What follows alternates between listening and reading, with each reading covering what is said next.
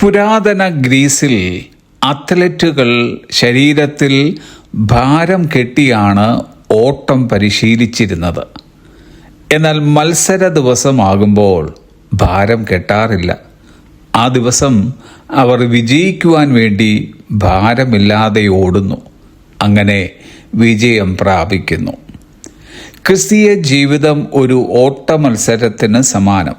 അതുകൊണ്ട് തിരുവചനം പറയുന്നു, എബ്രായർക്ക് എഴുതിയ ലേഖനം 12-ാം അധ്യായം 1-ാം വാക്യം, സകല ഭാരവും വിട്ട് നമുക്ക് മുൻപിൽ വെച്ചിരിക്കുന്ന ഓട്ടം സ്ഥിരതയോടെ ഓടുക. എല്ലാ ഭാരവും പാപമല്ല, പക്ഷേ എല്ലാ ഭാരവും നമ്മെ മന്ദഗതിയിലാക്കുന്നു. ഭയം, ക്ഷമിക്കുവാൻ കഴിയാതിരിക്കുന്നത്, ഏകാഗ്രതയില്ലായ്മ, ജീവിതത്തിലെ ലക്ഷ്യമില്ലാത്ത തിരക്ക്, മുൻകാല തോൽവികൾ എന്നിവയാകാം നമ്മിലെ ഭാരങ്ങൾ. ഇവയൊക്കെ വെച്ചുകൊണ്ടുള്ള നമ്മുടെ ഓട്ടം വളരെ ബുദ്ധിമുട്ടുകളായിരിക്കും നമുക്ക് സമ്മാനിക്കുക.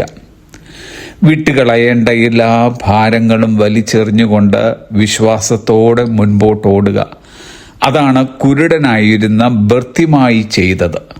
യേശു അവനെ വിളിച്ചപ്പോൾ തിരുവചനം പറയുന്നു, മർക്കോസിന്റെ സുവിശേഷം 10-ാം അധ്യായം 50-ാം വാക്യം, അവൻ തൻ്റെ പുതപ്പ് ഇട്ടും കളഞ്ഞ് ചാടി എഴുന്നേറ്റ് യേശുവിൻ്റെ അടുക്കൽ വന്നു. നമ്മെ സ്വതന്ത്രമായി മുൻപോട്ട് പോകുവാൻ കഴിയാതിരിക്കുന്ന നമ്മിലെ ഭാരങ്ങൾ, അതായത് ആത്മീയ മുന്നേറ്റത്തെ മന്ദഗതിയിലാക്കുന്നവ എന്താണെന്ന് ഇന്ന് കണ്ടുപിടിക്കുക.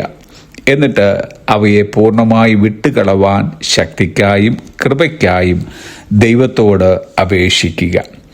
എന്നിട്ട് ഏറ്റുപറയേണ്ട പാപങ്ങളെ ഏറ്റുപറഞ്ഞ് മോചനം പ്രാപിക്കുക. നമ്മെ വേദനിപ്പിച്ചവരോട് ക്ഷമിക്കുക. നാം വേദനിപ്പിച്ചവരോട് ക്ഷമ ചോദിക്കുക. കൂടുതലായി പ്രാർത്ഥനയ്ക്കായും തിരുവചന വായനയ്ക്കുമായി സമയം കണ്ടെത്തുക. ആത്മാവിൽ ശക്തിപ്പെടുക. പൗലോസിന് ഭാരപ്പെടുവാനായി പല കാര്യങ്ങളുണ്ടായിരുന്നു. പീഡനങ്ങൾ, കപ്പൽ ഛേദം, പല വിധത്തിലുള്ള ആപത്തുകൾ, അധ്വാനം, പ്രയാസം, ഉറക്കിളപ്പ്, പൈതാഹം, പട്ടിണി, ശീതം, നഗ്നത എന്നിവ ചിലത് മാത്രം. എന്നാൽ ഇവയെല്ലാം വിട്ടുകളഞ്ഞും മറന്നും കൊണ്ട് അദ്ദേഹം ഓടി.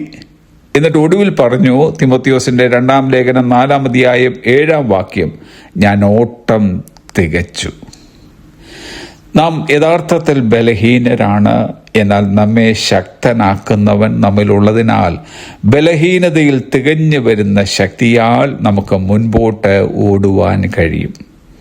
അതുകൊണ്ട് നമുക്കും ഇന്ന് വളരെ ഉറപ്പോടും വിശ്വാസത്തോടും കൂടെ പറയുവാൻ കഴിയും, എന്നെ ശക്തനാക്കുന്നവൻ മുഖാന്തരം ഞാൻ സകലത്തിനും മതിയാകുന്നു. Have a blessed day.